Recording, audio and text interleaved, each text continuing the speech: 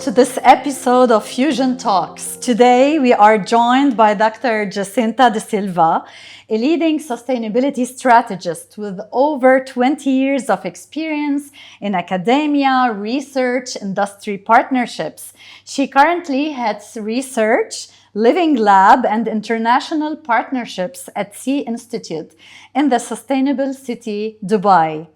Dr. Dsilva, it's such a pleasure to have you with us. How are you doing today? I am very well, and it's an honor to be with you today. And it has been long that we've talked about different things. Yes. But it's perfect time for us to unveil a lot of different discussions that we had before the podcast began. So I'm glad that I'm here today, and I'm sure it will be a fantastic discussion. It's a mutual feeling. I'm so excited to unpack a lot from your expertise and fantastic spirit as well. Thank you so much. A bit more about Dr. Dsilva with a PhD in marketing and service quality from Coventry University. She played a pivotal role in driving national climate dialogue, advancing circular economy strategies, and building global partnerships. From COP28 to cutting-edge research programs, her work sits at the intersection of education, policy, and industry, always championing conscious consumption. So, when did sustainability shift from professional topic to a personal mission for you? Wow, that's a wonderful question.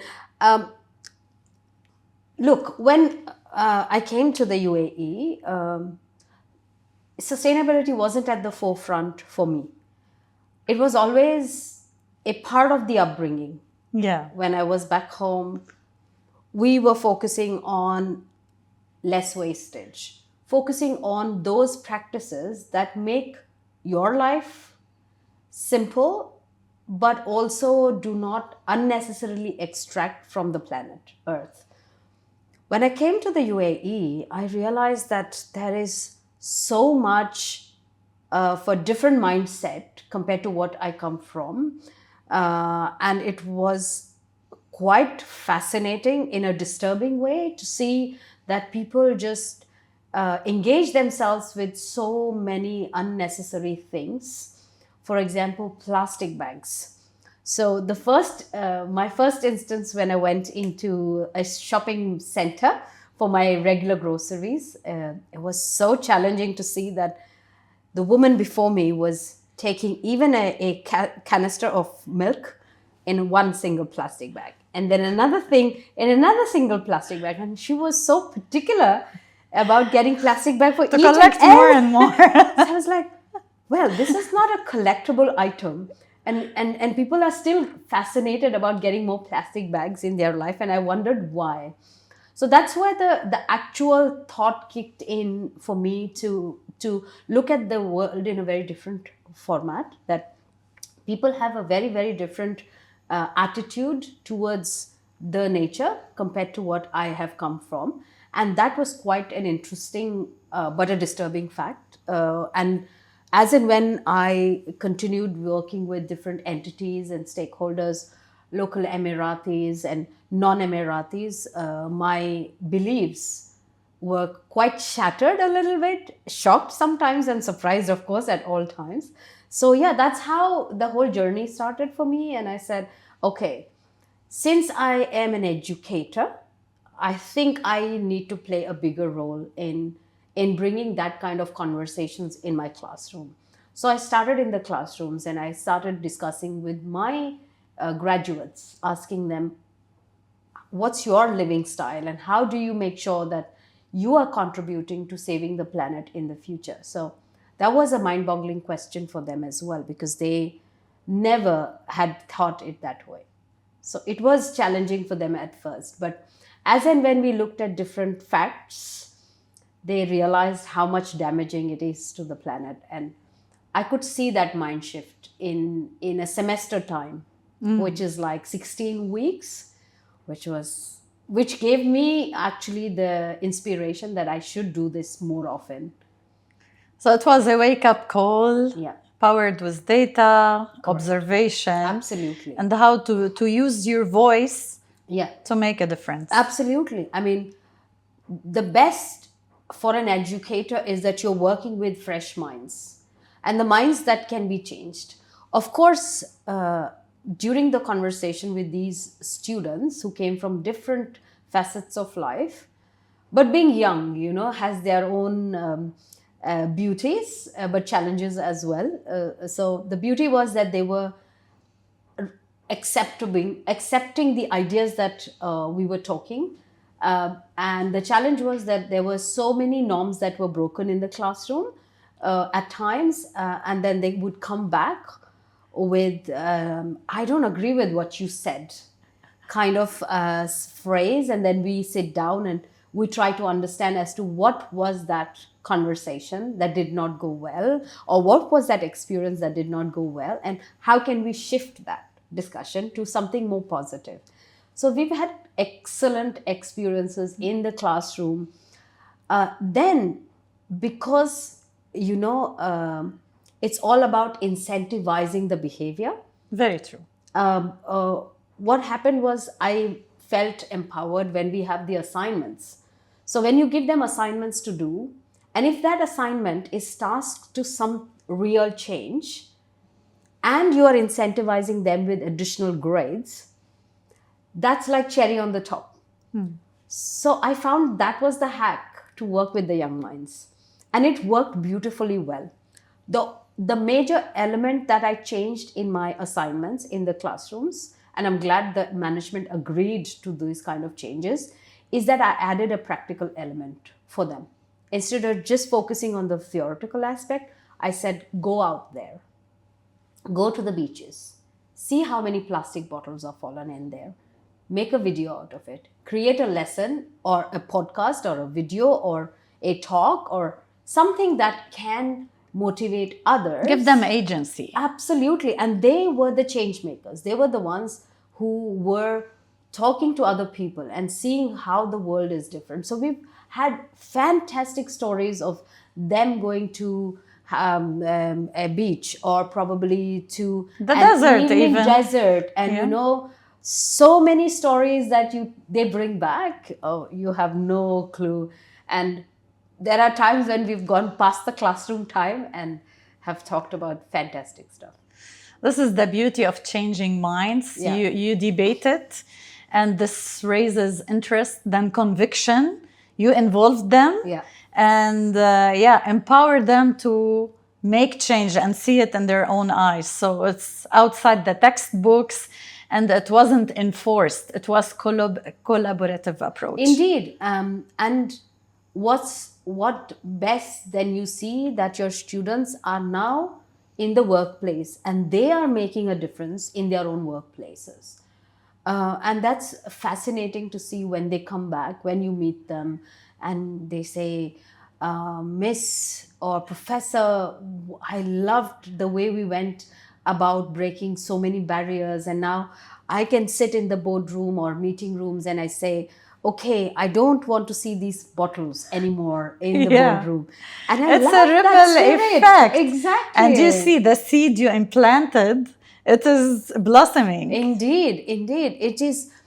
And they are making that change. And you feel proud that you started that conversation, and you are glad that you started that conversation. It led. And where it has led today, where boardrooms, meeting rooms, events, activities are, all these people behind these activities are thinking about changing.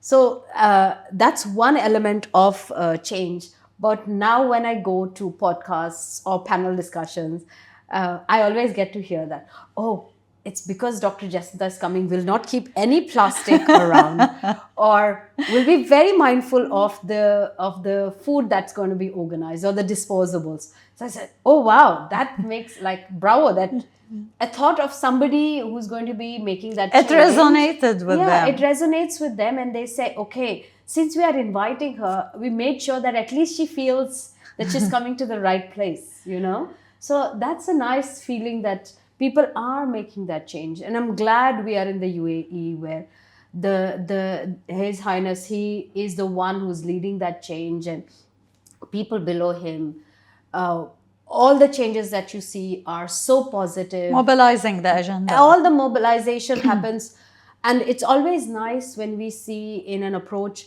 the top down approach, when you see the leadership taking the right step. Exactly. It just gives encouragement. There is alignment. Exactly. It just encourages everyone else to see that, oh wow, a country who is exemplary in making those kind of decisions and then disrupting the entire economy and making it believe that we can do it, you know. And we're doing Yeah, it. and we're doing it. I mean, look at all the milestones that we've achieved.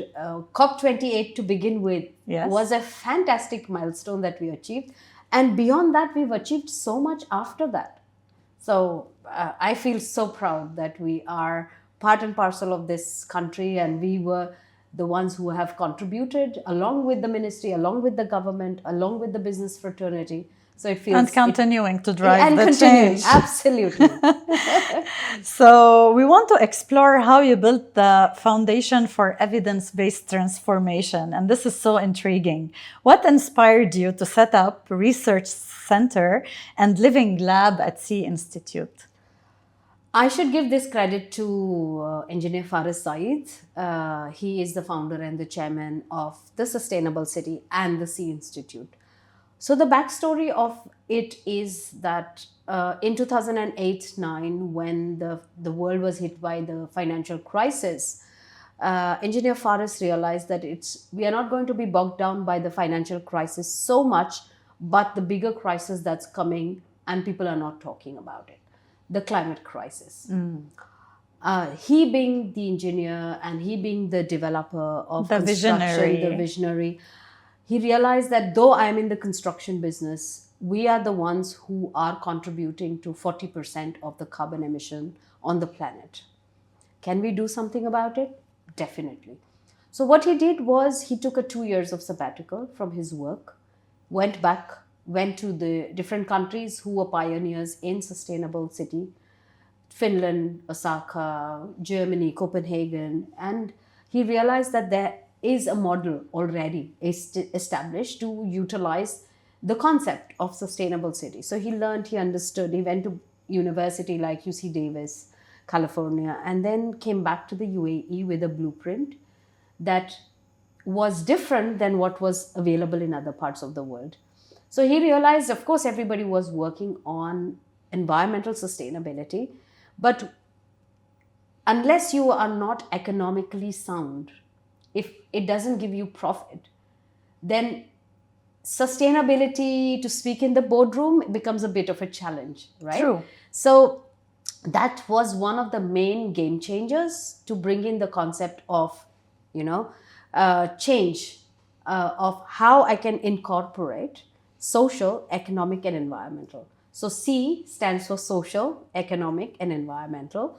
And that's where the seed started growing. And he presented the idea to the ministry, and they were fascinated by the idea. And they said, great, we support you. We'll help you with the land, with a subsidized rate, and let's see how things work out.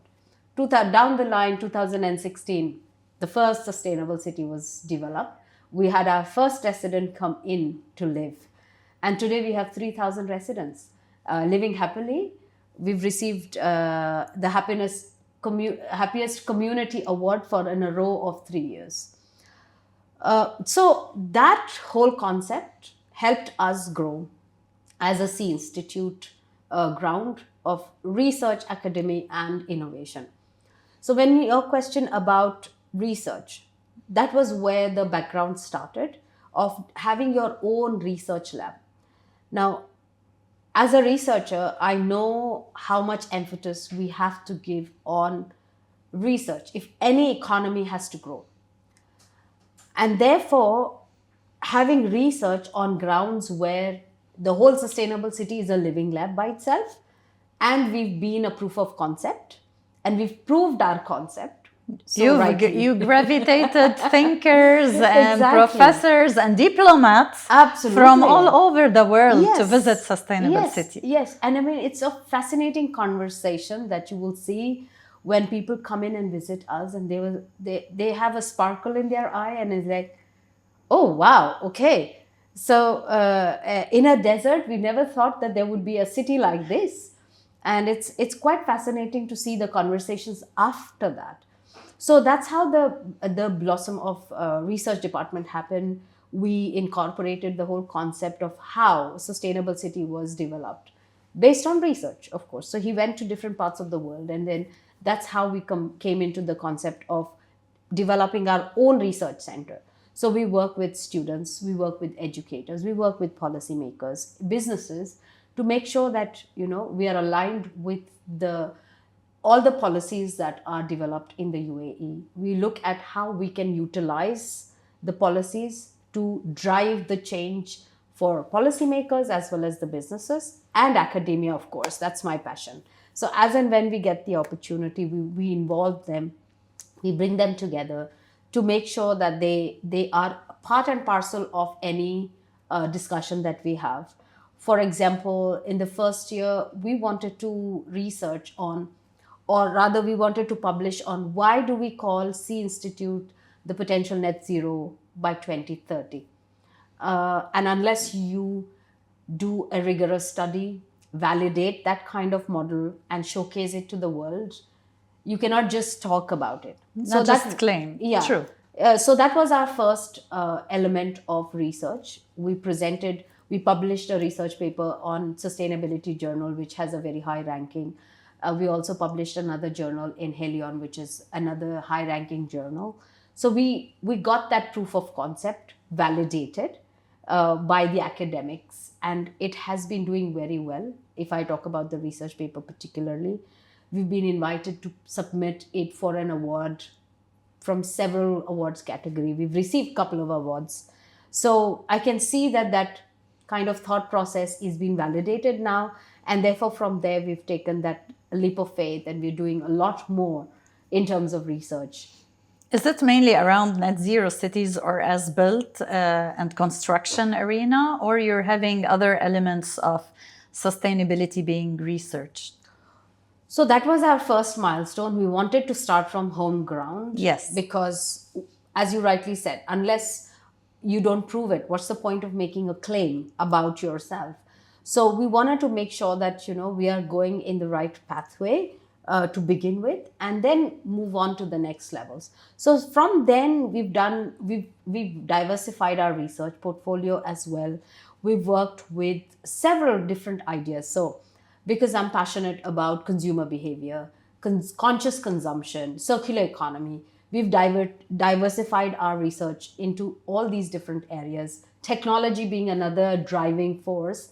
And I believe technology enables sustainability. So I feel when we talk about these two strong pillars coming together, there has to be enough evidence-based study to prove that there is a possibility that that technology efficiently contributes to sustainability. So we have worked on several research papers, book chapters. We've presented the ideas in different conferences, case studies. We have one wonderful case study that was published in Emerald publication, and that focuses on biodiversity. We have My Hive in the community itself, which is a beautiful example of how bees contribute to the planet, right? 2 days ago, it was International Bees Day. So, we feel proud that, we are looking at all aspects equally. So the environmental aspect, the economic aspect, and the sustainability, the social element as well. So if we look at the holistic approach of all of these, we have worked on several parallel topics, to name some. Excellent. And you have the living example where the sustainable city is breathing circularity and the renewable energy and the zero waste, so on and so forth. Absolutely. What makes the Institute model unique in driving tangible outcomes from academic research?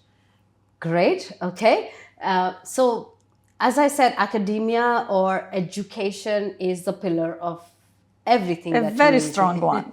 Right? So if we have the right foundation, then you can build a stronger building or whatever you want to build.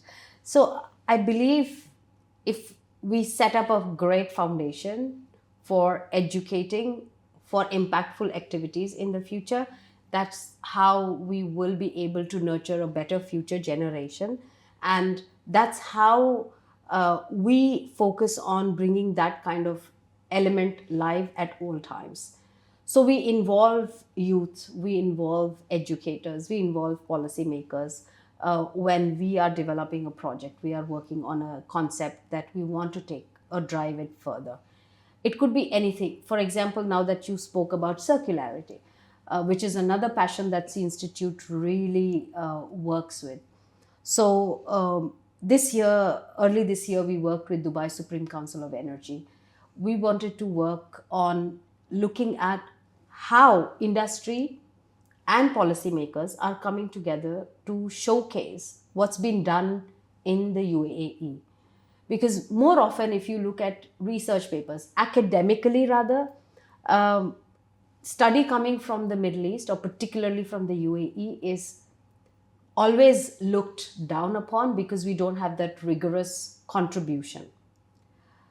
But now things are changing because there is a drive. Everybody is driving towards making us focus on the knowledge economy. And it's a consortium of Exactly. thinkers. It's Yeah. not like a solo study Absolutely. and purely academic. No. Proactively enough, you are embedding all of those figures and parties. Exactly. So before C Global Sustainability Summit, we conducted something called as C Connect, where we invited all the stakeholders. So we had roundtables for academia, students, industry, and policymakers.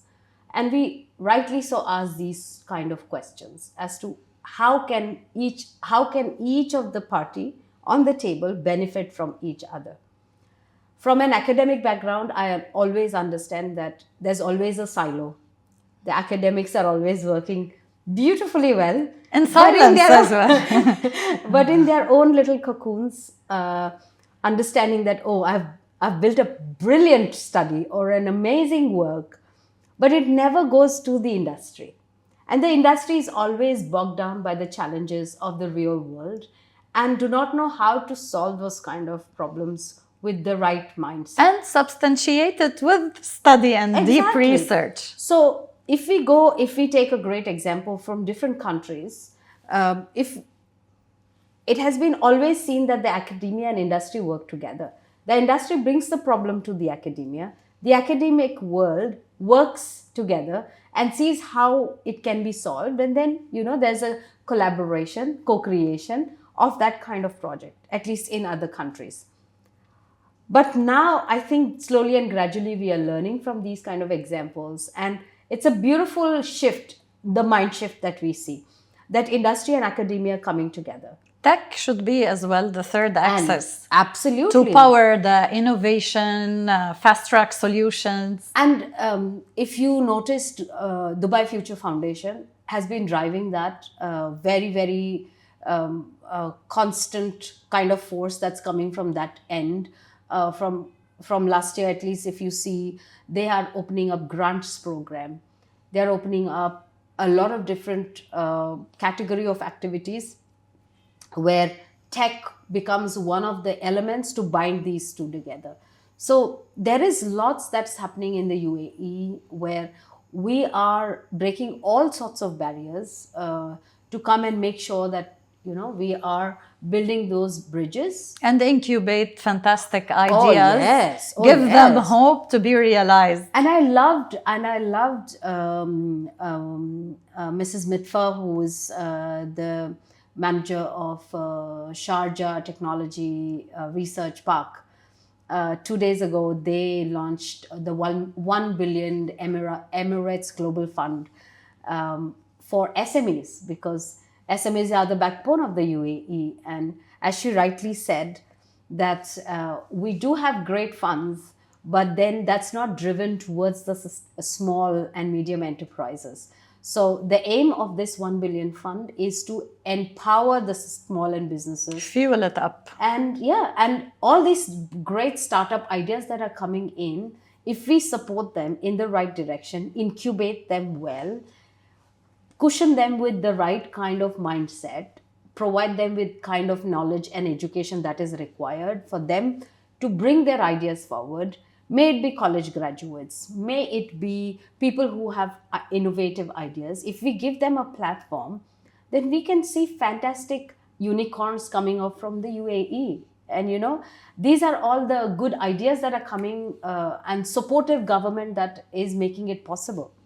Very special and unique, really, Indeed. because it helps to contribute to the GDP, diversify it, create jobs, and meaningful change driven by the SMEs and youth, who are the pipeline of talents as well in the UAE. Yes, absolutely. And thankfully so, we have a population of 30 to 40% of youth in the UAE. And I love how we are capitalizing their energies. If we look at the Federal Youth Council, if we look at all these different big organizations who have their own youth councils, for example, or they have graduate traineeships for these youths to come in and bring their ideas and help them innovate the traditional mindset. So it's a nice combination of the traditional mindset with contemporary mindset, and how the conversation sparks and new ideas are developed in different organizations. I love that kind of energy and synergy between them. Absolutely. It's an invite not only for the local youth or the grander Arab youth, but international youth as well, to explore all the opportunities that are here, that prepare them as a launch pad for their vision, ideas, and shaping the future. True. So how do you strike a balance between research rigor and real-world implementation? So yes, Sustainable City is the living test bed, which is up and running. Are there any other touch points where such ideas are deployed or taken further? So again, research definitely requires rigor, but it also needs to be disseminated, right? Sensitized. It's great to write a wonderful research paper, but it's not so very good to just keep it in the drawer. It needs that kind of proclamation. It needs that validation. It needs to go out to the industry and to be showcased. Showcase, get feedback, and see what can be tweaked. How can it be commercialized? Because at the end of the day, if you do not utilize that idea rightly so, in the right mindset, with the right people, then it's not going to be not validated. Wasted effort. It's a wasted effort. Yeah. Exactly. So not only in Sustainable City, we work with lots of different organizations where they welcome the ideas of how we can understand the idea, develop that idea further, give them the space to support that kind of focus on not only just developing the idea for their mindset. For example, again, going back to Sea Institute, Bidayat, we have a great incubation program where we welcome startups, ideation phase, MVP phase, and then we help them nurture their ideas. You mentor them. We mentor them. We support them with all possible possibilities. For example, we have startups which have gone on to annual investors meet, have won the whole competition because of the level of mentoring and the support that is given. So those are some of the ideas. There are some other ideas which were well developed, but now are taking bigger strides in the market. If you remember Waste Lab, if we talk about Alaska Live, these were our pioneer projects, and now they've grown beautifully well. They've disseminated their seeds in different parts of the UAE and in the other countries. So these are some of the homegrown brands that I'm talking about. But then we have amazing spread of discussions with our partners. Giving a mention about Tadweer, our waste management solution. In fact, if you read today's newspaper, we've just launched the biogas plant. Really? Yesterday. Yeah, which was in the discussion for some time, but we were testing it. We wanted to make sure that we do the right thing and at the right time. And we did not want to rush that project. We started the discussion when Sea Institute came into existence, and we wanted to have it on the grounds of Sea Institute Then we did a feasibility study. We realized that it could become hazardous if there are residents and people coming in. So we shifted that concept to Tadveer. And yesterday we launched it after testing all the requirements. And it was a proud moment for all of us, you know. Definitely. So it's these little things that we contribute towards the circularity again. And concrete impacts. Impacts. At the end of the day, Engineer Faris always believes in impactful activities, which leads to disruptive changes.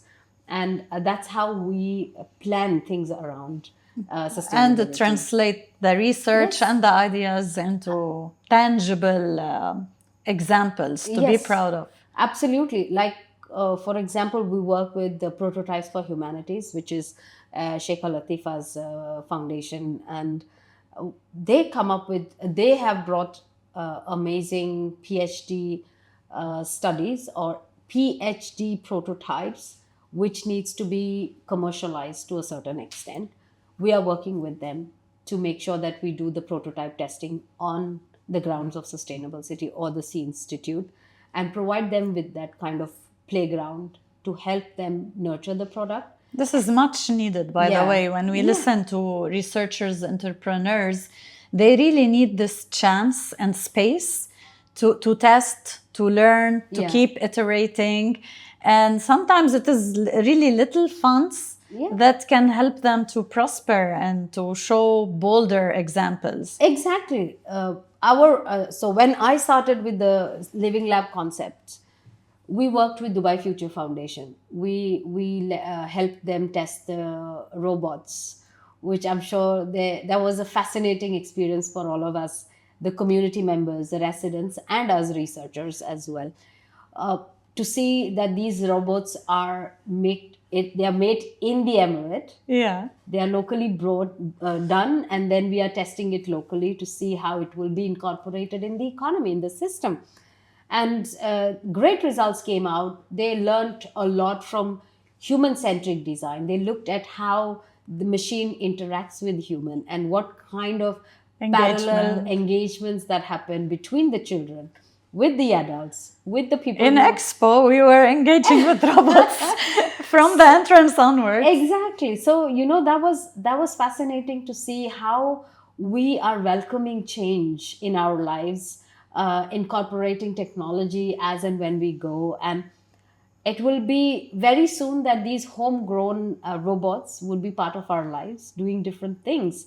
Maybe in the medical industry, for example, becoming assistants to the doctors, or it could be in a classroom where they would be teacher assistants. So there's endless possibilities of all those activities that are happening, and fascinating innovations that are happening in the UAE. And I'm very much looking forward to those kind of changes. How exciting to be at the center of all of this. Absolutely. So I want to shift to the behavioral change and values-driven lifestyles, because I know how passionate you are about conscious consumption and climate responsibility. What do you believe is the most misunderstood aspect of conscious consumption today? So when we talk about conscious consumption, there are certain misconceptions. People think that, if I buy organic food, or if I buy something more vegan, only then I'm making a conscious choice of becoming sustainable. But I want to say to people that every conscious effort that you make to invite sustainability in your life is necessary and will make a bigger change in the future. So it could be that you, instead of looking at buying clothes, for example, rethink. That's a change in the mindset itself. Sleep over that idea. Do I really need one more outfit, which is going to be in my wardrobe, and I'm going to wear for only one party? And then that general mindset of, oh, what will people say if I wear the same outfit again? That's a mindset. That's a mindset change that is required. So being conscious about your purchases. And mindful. And mindful of, I'm not saying change. Sustainability doesn't want you to change completely. Don't give up on your conveniences. It's all about being so mindful about, okay, what are those changes that are required in my life that will help or trigger that ripple effect of changes in my mindset. So a wonderful change that happened in our life was the policy change of plastic bags, and I'm so glad that it happened, because now I see, for example, this weekend when I was at the groceries, I had a gentleman behind me, and as soon as the lady cashier picked up a plastic bag, he said, "No, I have my bags." So that was a great, and I gave him a smile because I was like, "Okay, same feelings." It's a great thought that just changed. Just these simple changes, we've reduced that many plastic bags from going to the ocean. It's Plastic bags are a challenge to the society. Of course, we are yet to find out that mass consumption which will replace plastic bags, but we can definitely be mindful about how do I consume that plastic bag after taking that to my home. Or another mindset change that could be that you are influencing, as a consumer, you are influencing the business to rethink how my consumers will accept this kind of behavior, changing from plastic boxes to cardboards or other kind of We generate the materials. demand. We can Yes. shape Yeah. suppliers how they rethink their manufacturing products and services. And if you see, today's youth are quite demanding, and they demand that kind of a change. And I love this about the consumer mindset shift, that the demand has been shifting towards more sustainable products. Definitely it will take some time to bring that kind of a complete change, but at least we've started. So going forward, I have hope and faith that a lot of businesses will understand this as a necessary change, rather than a tick box activity. That their consumers demand it, and they have to fulfill this kind of demand. So not only upstream level of changes are coming in, but there are changes in the downstream. The suppliers are being asked to make the shift from non-sustainable materials to sustainable materials. Regulators as well, they And of help course. to shape the whole governance around it. Yes, yes. And businesses, it's not only about proposing the change, creating awareness, communicating, connecting, Correct. showing their responsible side, and incentivizing consumers. Even if they want to be onboarded, sometimes they want to be supported in financing as well this transition. Yes.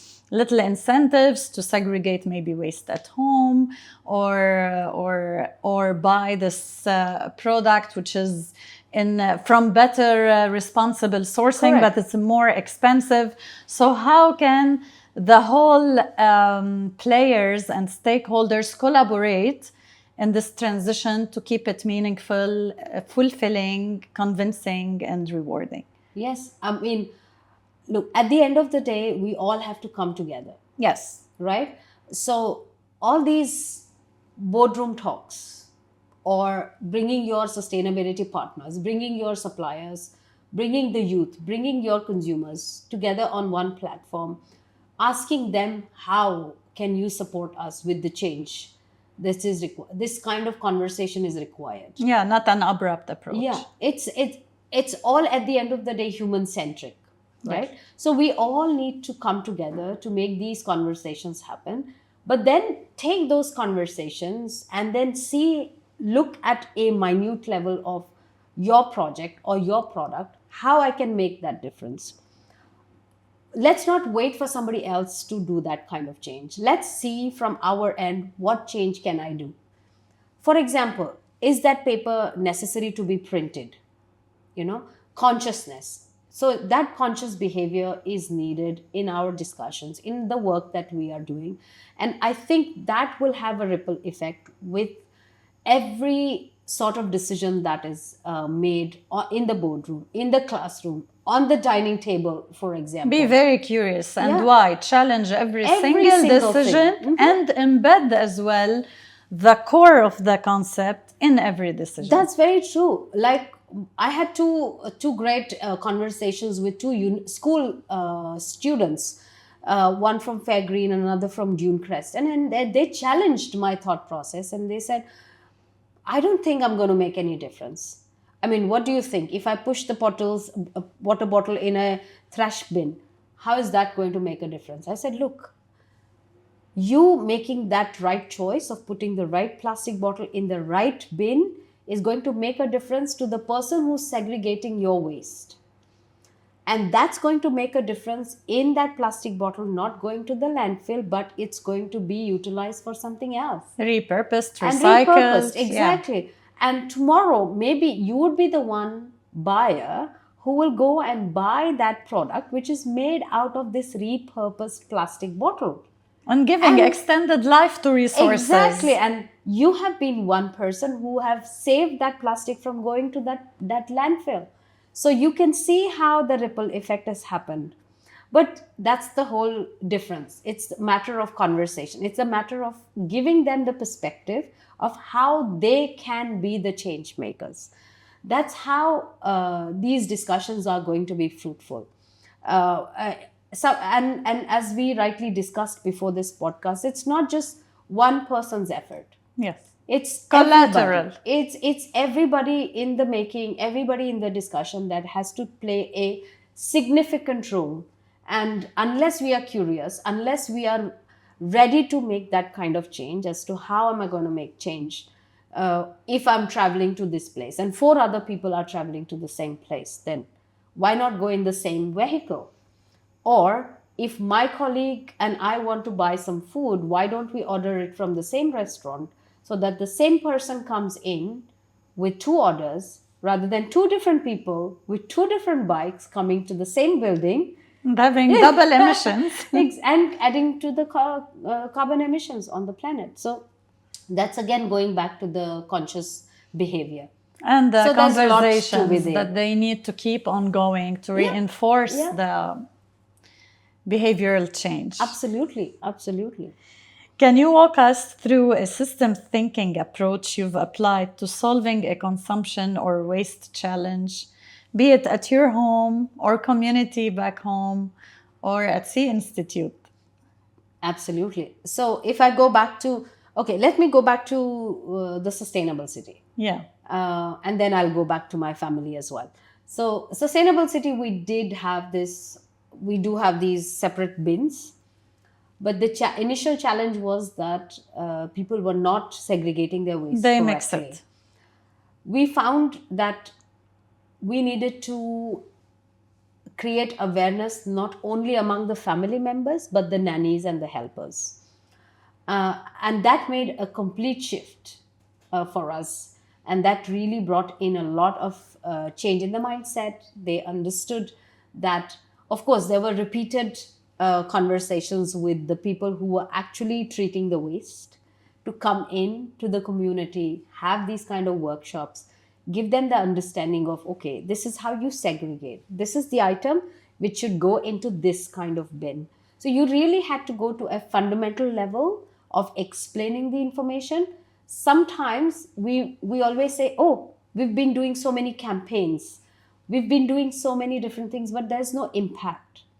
But we don't go back to the communication and look at, are we triggering the right conversation? The right audience. Yeah, and am I speaking the same language? The terminology. I might be using the word sustainability, but for a person who is a cleaner or a helper or a nanny, that might not be the word that they understand. It will remain abstract. Yeah. It needs to be demystified. But if you go and tell them, okay, this is a piece of garbage and this is the place where it should go, then I think the conversation becomes much more easier.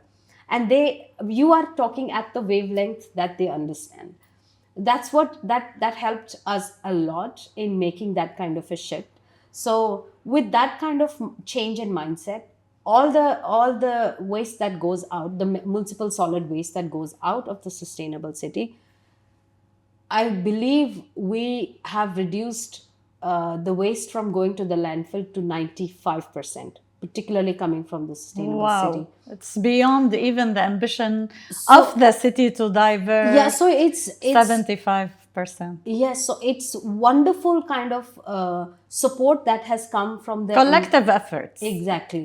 So that's a change in the mindset that you've seen.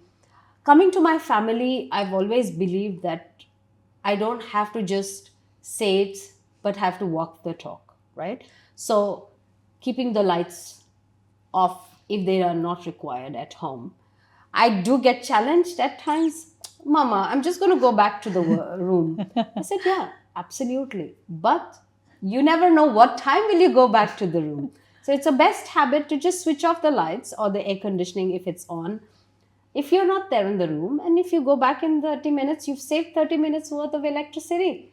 And likewise, these are some of the conversations at dinner table or at the time when you see that they're not making conscious efforts, have brought us to a huge difference. So the impact that can be measured is your electricity bill. So even if we look at the summer times, our electricity bills are much lower because, of course, we do not keep the air conditioning on at all times. The electricity, the house is such that it's well lit, like for example, this place, and therefore we do not need to keep the electricity on. So that has helped bring our electricity bills down. And when you show that, that itself is an incentive to make that kind of mindset shift. So now not only do they do this at home, but then when they go to their friend's house, they also Exactly. say it out loud. Exactly. To- It's better for the planet, better to the pocket, better as a corporate citizen. Exactly. And tomorrow, when they will be part of the corporate citizens, they would be making conscious efforts of influencing the employees, the people who they work together, to make that kind of shift. And that's what we need in order to reduce the negative impact that we are all facing of the climate and the planet. Exactly. That's what nurtures behavior. Yeah. And that's what was seeded in me, let's say, in my corporate life, and it spilled over to my personal life. And I take pride about it because when you really believe in the cause and you see the impact, naturally you become an ambassador of change. True. In all the communities where you are integrated. Yes, absolutely. And I love the fact that we in the UAE are blessed with this kind of positive mindset. The leadership also always has that thought process of how can we make it for better? What can we change it for Continuous better? excellence. Absolutely. And that's something that you will see in the later developments that are happening. May it be construction, may it be infrastructural development, may it be the thought process within the ministries or other industries. They all are questioning, how can we make it better?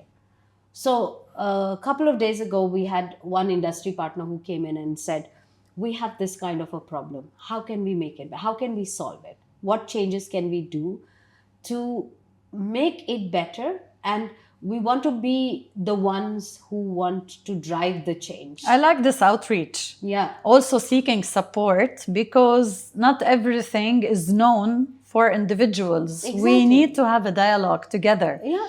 And to cross-pollinate the minds with the solutions out there and stretch. Maybe we don't have the answer. We don't have but all the together we answers. can synergize and we can bring in as well more thought, more systemic change again. Absolutely, yeah. So those kind of changes are necessary, but you have to build that slowly and gradually in the entire process.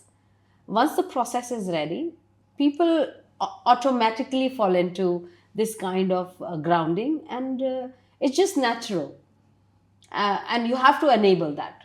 If you don't enable that kind of a change, and it becomes a difficult change to adopt, then it will be forgotten.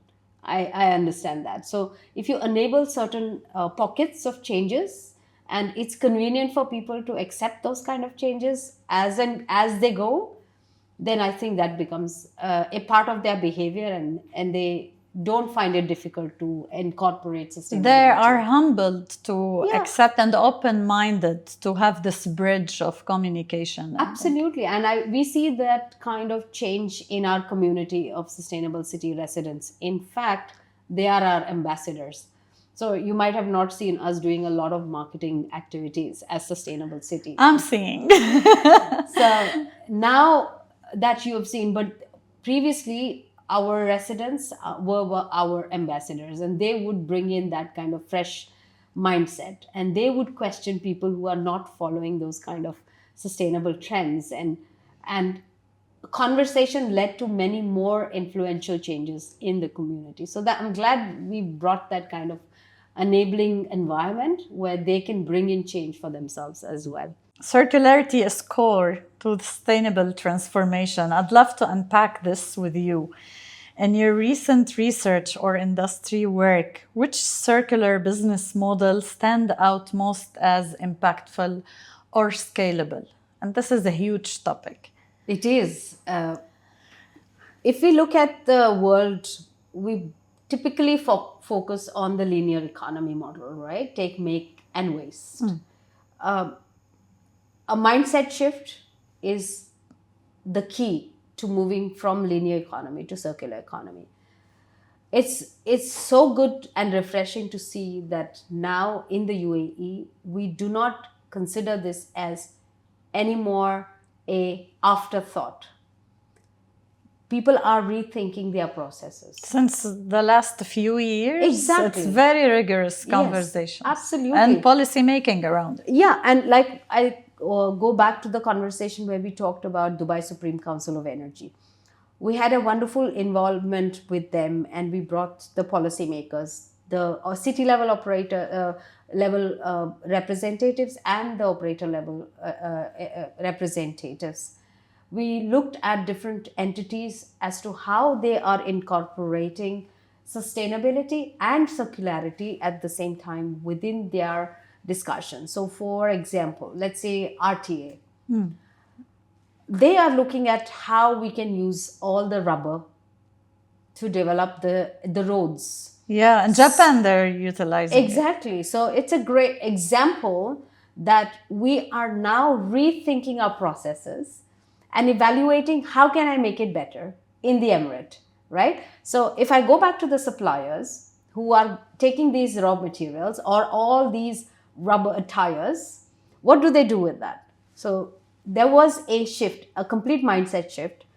The entities went to the rubber raw materials or rubber tires or landfill or Dalsco, Tadweer, and all of them. And now they're utilizing these to make all the cycling tracks and all these kind of parks that we all can run and walk and all those kind of activities.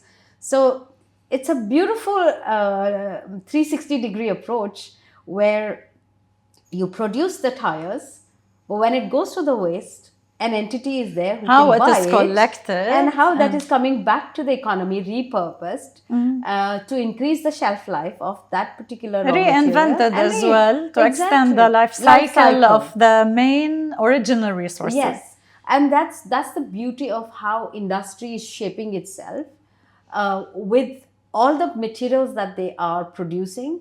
They are rethinking of evaluating what will be the end of life cycle of this product. So that was one small example that I can look at. But a lot of industries coming together, working together to see how they can educate their suppliers. The upstream, the first level of entity who is producing that raw material, to see how can they end up not into a landfill, but to repurpose back expanding into the the value, yes. not only the life. Exactly. Of the so it's beautiful examples that we got to know on those roundtables as to how Diva is working, how different entities like Shobha Realty was present. There was the Sustainable City, Diamond Developers. We had different entities from different retail organizations who gave us wonderful examples of how circularity is incorporated. So it's already them. top of mind. Absolutely. A lot of investigation around and talks circularity. And as you rightly said, we don't have all the answers. But when we have these kind of conversations across the table, you learn from the other entity as to how they can incorporate it into their own little setup. So that's something that's very beautiful that comes out of these little conversations that we have at C Institute. And I really like when you said the announcement about the biogas. Yes. So this is another type of circularity. Are the origins, are you collecting food waste, scraps? Like what is contributing to the biogas? So initially, this is how it will work. So we will utilize the green cards and the organic waste from the sustainable city and the C Institute, of course, and it will go to Tadbir, which will fuel the biogas. And it's at this stage, it's an experimental, smaller plant. But if that becomes successful, then we will extend it to other communities, and we will then contribute to the bigger vision of the UAE Clean Energy 2050. Yeah. So that's the aim, that we would be able to be a contributing factor to the bigger policy that we have at hand, the National Of course. Centennial Plan of 2071 and the Clean Energy 2050.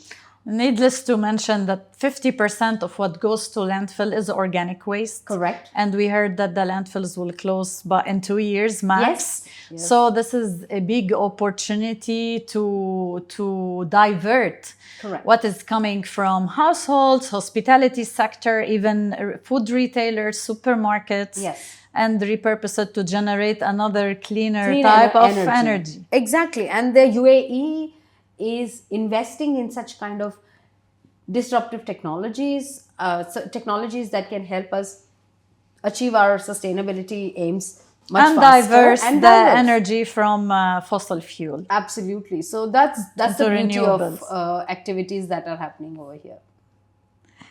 What should UAE-based startups, since you deal with them at Bidayat, do from day one to embed circularity in their DNA, if you want to give them an advice? So I would say rethink.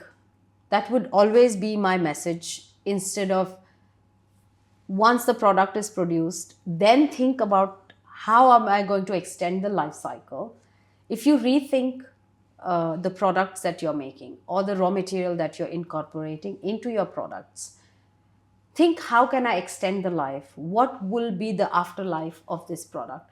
Instead of thinking about the life cycle of only till the gate, think about what will happen beyond that. So it's an end-to-end circle that you have to evaluate for SMEs if they are producing a product or a raw material or anything in that terms. But circularity doesn't only have to be in the making or producing a product. It is about any service that you're offering to your customers as well. How are you going to enhance that experience by incorporating any sustainable element that will make the experience much more further and enhanced by creating a better ambience or developing a better mindset, giving them a value to take away when your consumers go back to their homes or back into the society. How have you made that kind of change in their life? Also is part of circularity, right? So circularity is about the thought process. It's not only in the products or the product that you make into the market. It's about how you incorporate the mindset and what are the changes that you can build in and influence others to make that kind of change. So when we learn from each other, it's not so much about the competition. It's more about collaboration, co-creation. Which is the circle. And the circularity again comes into to that. be all in the loop, to contribute to closing the Absolutely. loop, mindset and physically when the Absolutely. things rotate and revolve. Yes. So, I mean, again, because UAE's GDP is governed by SMEs, SMEs contribute More to than at least 90%. 90% to the GDP. It is such a huge impact that they make.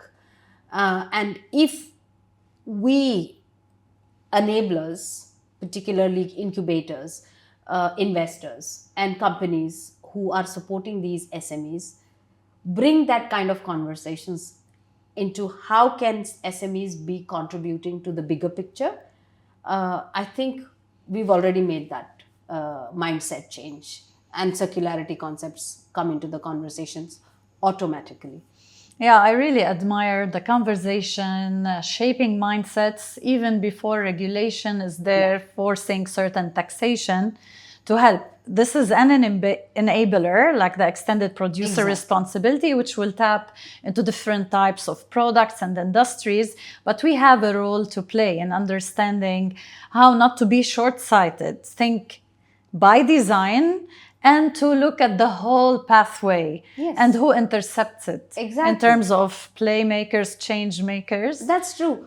I would really like to mention Dubai Chambers at this point of time, because I love the way they work. I love the way they are working with a lot of SMEs in the UAE, contributing to workshops, providing them with awareness about the different policies that are coming here in the UAE.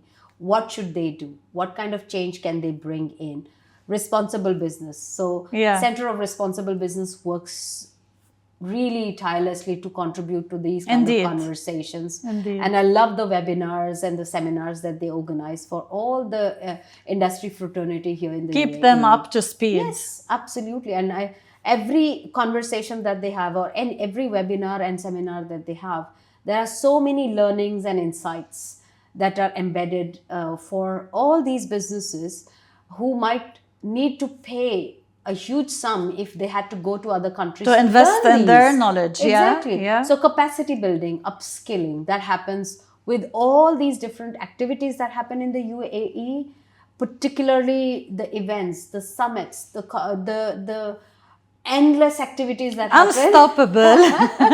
But there are seeds of knowledge in every pocket of activities that happen within the UAE. And networking opportunities for people to support each other. So you learn and meet the right people. Yeah, and it sparks so many great conversations among themselves that you will be baffled with the end results when they come together for future activities. That wow, I mean, they met in this networking session and now they're working together, and they are the ones who are the change makers, and they're implementing these as well as influencing others to bring in that change in their work processes, in their mindset, in the typical way of thinking. You know, that's something very beautiful to see in the UAE, and I'm quite fascinated with that kind of change that happens at all times. Yeah, it's a blessing, honestly, to embrace it, to make the best out of it.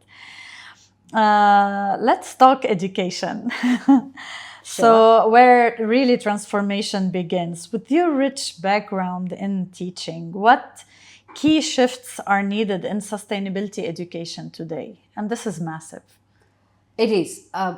And if I go back to the summit, the Sea Global Sustainability Summit that happened in April 23rd and 24th at Sea Institute, we had a great conversation, an impactful, in fact, I would say, where we brought in philanthropy, we brought educationists, we brought a policymaker and university on the same platform, and we asked a question: how can we embed sustainability into education?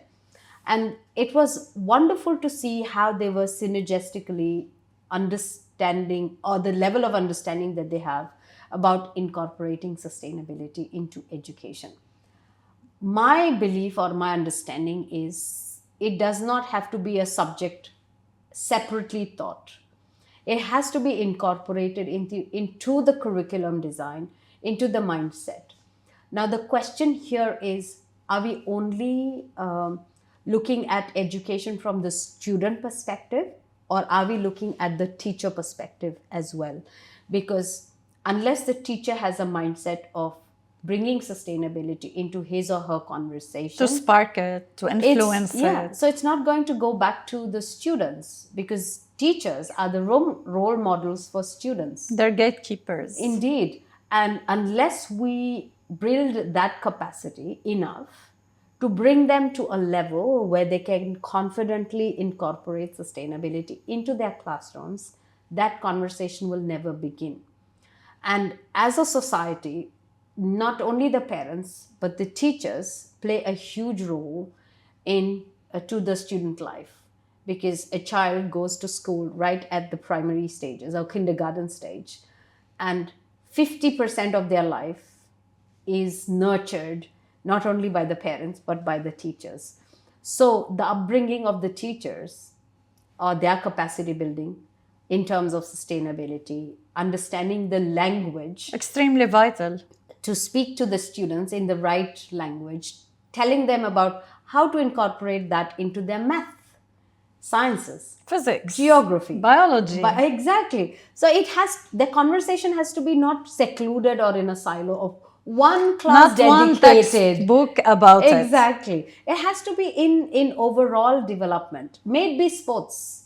Because when we talk about physical education, you're talking about social sustainability. Or when you're talking about sciences, you're talking about environmental sustainability. When you're teaching them economics, you're teaching them economic sustainability. So it has to be a grounded but Interconnected. well-rounded Yes. education as well. So I believe that specific panel discussion that we conquered quite a lot, because we had around 200 students sitting into that room. There were at least 100 educators sitting into that room. There were at least another 200 businesses sitting around. We saw that kind of spark happening in that room, looking at the conversation that we had with From all facets.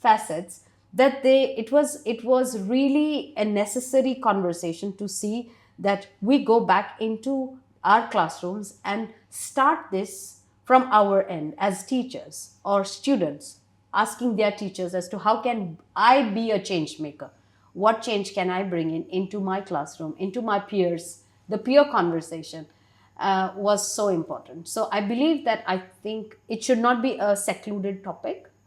It should be incorporated in everything that we do. And that's the reason why at C Institute we believe that in everything that you are teaching, may it be an academic or research or innovation that is Bidayat, we incorporate that conversation in everything that they are working on. It's in the DNA of It has your to be. values. It has to be. Without which will not be able to achieve the vision and the mission that Engineer Faris has given to the world. And we need to incorporate that into everything that we look at. This is fabulous because you really had the right stakeholders. This is an extremely important topic, and the need is evident. It is now the time for action to revisit curriculums, revisit how teachers are groomed to incorporate it in their teaching methods as well, the processes in schools. So I know like some schools, they have this subject matter, it is in silo, but it's there. There are some, student-led projects that we visit. We're so proud of them. There are some initiatives around waste and plastic, but really how to have this mindset change, curriculum change, and so that it's fluid across the whole value chain of the education. Yes, and I believe the Ministry of Education also understands the urgency of bringing this conversation within the classrooms, and therefore they also made mandates of bringing sustainability into the curriculum design rather than having one separate subject. They want to see how we can incorporate sustainability into everything that we do. It could be classroom activities. It could be workshops, like you said, workshops, hackathons that you're doing. Oh yes. That in fact that was a great learning when we collaborated with Ministry of Education for the summit this year. We had 45 schools. What was the topic you rallied them behind? So the topic was sustainability and built environment in the future.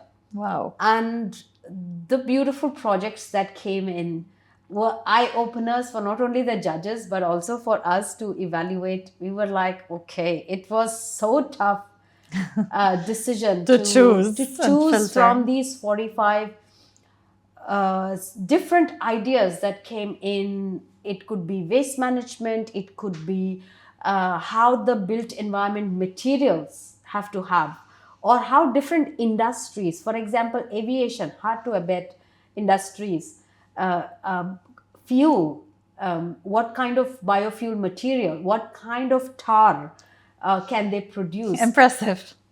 And these are only high school students Yeah. at the moment. Imagine how the world is moving towards. And I'm so glad we made that happen. And we were fortunate enough to learn these different ideas that they came up with right mindset and right nurturing. You can imagine how much of a change these influencers are going to make Yeah. in our lives in the future, when these students will become the decision makers, the policy makers, the ones who are going to be behind the change. So we were so fortunate that we gave this opportunity to invite the public and the private schools and the universities to come and showcase their project ideas, their prototypes. They were so enthusiastic about the prototypes that they have made. And our judges were so enthralled to see the entire gamut of thought that has gone into preparing those prototypes. Were really fascinating. Yeah, I love this passion when it is honed as well, in terms of skill set, in terms of receiving the advice, Yeah. competing for the greater good. So, And I should commend what the a teachers. great opportunity. Yeah, and I should commend the teachers To because- motivate them to Exactly. take part of it. And we loved just to see on the first day of the youth hackathon how the teachers were encouraging them to think differently. We had our own mentors, but there were teachers as well who were giving them directions to change their mindset and look bigger, think outside the box, but also think inside the box. So it was a great conversation between the student, our external mentors, and their own teachers.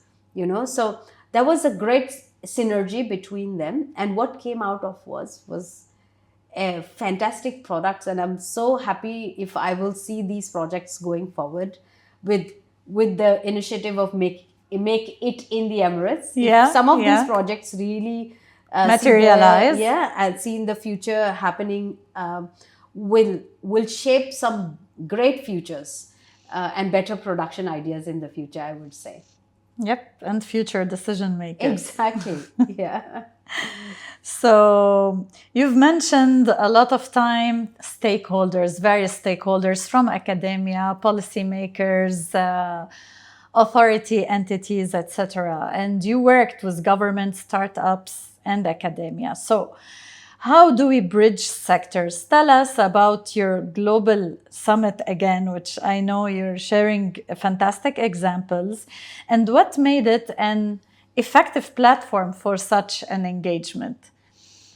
So when we talk about stakeholders, we cannot isolate some and we cannot just involve some others. This was the main aim of Sea Global Sustainability Summit, that we wanted everybody on one platform. When I say isolate some and incorporate some, I meant in a lot of summits and activities that I have attended, students or youth are always absent in the discussions. Their voice is not there, heard or enough. the whole body in terms Yeah, of representation. yeah. So there are industries talking to industry, or the academia talking to academic stuff.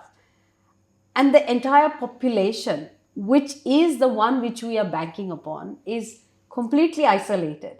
They are in absentia at all times, and there are representatives who talk on behalf on their of them. behalf, expecting them what to do. Correct. So that's the main aim. That was the main aim of the summit, or it has always been, that we wanted all the stakeholders together. Inclusive by nature. The government, the industry, the academia, and the youth to come on the same platform and bring in those conversations and have those hard conversations and put people on spot to make sure that, they also understand that there are people who are looking at their actions and questioning why these kind of actions are still being played. Challenge up. Exactly. So we had amazing youth sections where Isaac was a youth body who was organizing youth circles and panel discussions and incorporating those kind of conversations, maybe in the roundtables, maybe in paper presentations, poster presentations. So We had pockets of communications happening in different elements. We invited women in AI and sustainability. We wanted to hear them and understand what are the pain points. How can the entire we talk about gender equality, but Yeah. are we talking about equality or equity? Equity. Yeah. This is the conversation we want to have. We want to see if we are looking at different industries. Do we want to have a separate industry conversation and a separate youth conversation and a separate academic conversation, or we bring them all together? Audacity and all the pain points. So we loved the conversations in these 2 days. We had out around 850 participants, not only from the UAE but from other countries as well. We invited guests from Canada, from Singapore, from Japan, people from Saudi Arabia. We had great conversations. What a diverse audience. Exactly. India, if we look at Pakistan, we had people from the UAE, of course, people traveling from Ras Al Khaimah all the way coming and getting invited from different people. So the beauty of the summit was that I heard many people saying, oh, one of my friends came on the first day and he said, why don't you come for the second day? So we all came for the second day to see how is it different. So it was more of a stock taking as to how are you incorporating sustainability in your realm of tasks that you do, and how can I learn from you. That was the greatest conversation that I heard across the networking activities that happened during that time. We had youth, for example, Al-Dabi Al-Mahri, who is a youth icon and a youngest entrepreneur of the UAE. I believe she's now in her mid-school level. And how she inspired the entire people who were sitting in the auditorium was really an eye-opening conversation with her, and the conversation that sparked after that on the social media platforms. And the people kept talking about how they learned from this 9-year-old or 12-year-old was really a game changer for us. So we said, okay, we've done something different than what other summits are doing. So I think this would be something that we will take as a message and a continuation of the thought process. I really admire that how what you started, it's expanding, and the inclusivity side of it, and that we all can learn from each other's ideas, wisdom, and it's not only about the ambition. It is a melting pot of concrete actions, putting the spotlight on them so that everybody learns from what's really out there happening. Because we can always be in forums about wishful thinking. Yeah, and we're fed up. We really want to see the commitments in action, because this is where the learning happens. Absolutely. And the beauty of it is, again, going back to the UAE, we are so helpful to each other that I always see when these networking activities happen, people are not afraid of sharing their ideas. They're willing to learn and they're willing to disseminate that knowledge to other people in the hopes that they will also incorporate these ideas to make a world a better place, right? So co-creation and collaboration is the key in Name of the game. Everything that I'm seeing happening, maybe our summit or any other for that matter. People are not afraid of, they don't want to guard the information like I've seen in other parts of the world when I attend some of the conferences in other countries. They are afraid of sharing their ideas, thinking that, oh, what if somebody really takes up my idea? I love the conversations here. They are so free-flowing, so open, and they're eager to learn from each other and ready to share their, I did this in my workplace. What do you think about it? I love that kind of confidence that, there will be somebody who will help them diversify their idea or take that conversation to the next level and say, I can connect you to this person who can help you with that. Opportunity pairing. And when inspiration becomes elevation opportunity, level playing field. Yeah. Because we believe, this is the fertile soil in order to grow. And that's the formula. That is the formula. If in the years when penicillin was developed, if the scientist had proprieted it or copyrighted and said, no, I'm the only one who wants to make it, we wouldn't have had beautiful results today. So why should sustainability be in a silo? And that's what Engineer Faris also believes, that it should be talked about, it should be disseminated, and then there should be more such discussions that happen where we see the fruits of collaborations and new and better ideas prop up out of that. And this is also a core mission to us at Fusion Minds, to democratize sustainability, learning, knowledge, to build this foundation so that youth and all enthusiasts who believe in the cause can contribute to the green economy. Wonderful. So let's have some fire starters. Sure. Are you ready for it? Let's try. Okay, what's one mindset shift every leader should adopt in this decade of action? So, when we talk about a leader has the power to make the change in that space wherever that person is, and if that leader is proactive rather than reactive in making that kind of change, he or she will be the role model for people who are working with them to see that kind of change, and they will believe. If the leader believes in it, the followers believe in it as well. And I think that's the best model that the Middle East has given to the world, in fact, that the leaders believe and they do it, and we are ready to follow it. The tone from well. the top when it's cascaded. Absolutely. And they are walking the talk. They're walking the talk. A future headline you'd love to see 5 years from now? Quite promising, I must say, but I would love to see that actual change is happening and that we are restoring our planetary boundaries, which are in danger at this point of time as we True. speak. I would love to see that at least one planetary boundary has been reversed and we are in the green light rather than in the red light. The IPCC report Exact. isn't bleeding. Yes. If sustainability were a musical instrument, what would it be and why? Oh, wow. Okay.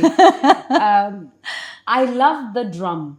Okay. Because, a couple of years ago when I had attended an event for the Drummers Night, I was so fascinated that they had different types of drums and they all gave fantastic synchronized music irrespective of the drum coming from different parts of the world. And I think drum is the only instrument that, irrespective of whichever country it comes from, it has its own beauty and beat, and it has a unique beat. But when it comes together, it creates beautiful melodies, and that's what sustainability also is about. We all are different, coming from different parts of the world. We all resonate with different culture, different mindset, different thought processes, value systems. But when we come together, we make a synergistically synchrony or symphony that we create, that, we speak in one voice and it's melody at the end of it. Exactly. So sustainability resonates with this whole concept of drum and drumming process, where their melody flows just naturally, and it's beautiful. Music connects us, and I hope the drum beat becomes very positive about sustainability. Indeed. What's next for UNC Institute? Beautiful. Next for C Institute, of course, we're working with this concept of a diploma program, which we've just launched during our summit.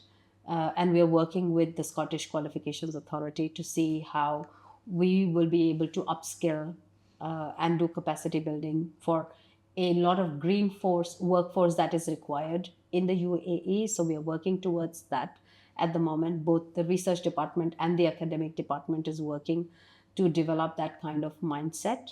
For me, I look forward to incorporating a lot more living lab concept, the research concept, into the academic world, and seeing how we as researchers become the pioneers of the thought and utilize the ideas to be flourished in the market and see them growing to develop the economic model, which will help us in not only developing the knowledge economy, but also the technological, innovative revolution that we are bringing in the Middle East. So I want to see that we are the leaders. The thought leadership needs to come from C Institute, where the future unicorns You or the are future catalysts, if I want to say and it you are in one absolutely word. right, and that's what we believe as well, that we are the catalyst who want to be the part of change in the UAE and beyond, of course. Is there any final thoughts you'd like to say to our audience that maybe we didn't tap into before we wrap up? I would say that we all have the ability to make the change. Let's not wait for somebody else to make that change. Let's make that change in our own homes, in our little classrooms, in our own way that we can possible. A drop in the ocean, and little by little that ocean can be filled with better things, better ways of life. It won't happen in a day, but one day it will happen for sure. So if we all collaborate, if we all co-create, if we all work together, and bring that open mindset on the table, I'm sure we will all be the ambassadors of change. And that's what I would love to see in the future as well. Me too. And I really thank you for bringing the rigorous science, the deep insights, the collaborative, inclusive spirit in the conversation. I was really delighted and honored. There's always a lot to unpack when we talk together. It's such a juicy dialogue, and continue spearheading sustainability commitments into action. May the slab thrive and the research see the light in concrete examples in the UAE and beyond. Definitely. Thank you so much, Dr. And I wish you all the Jacinta. best at Fusion Minds as well, because our vision is not very different.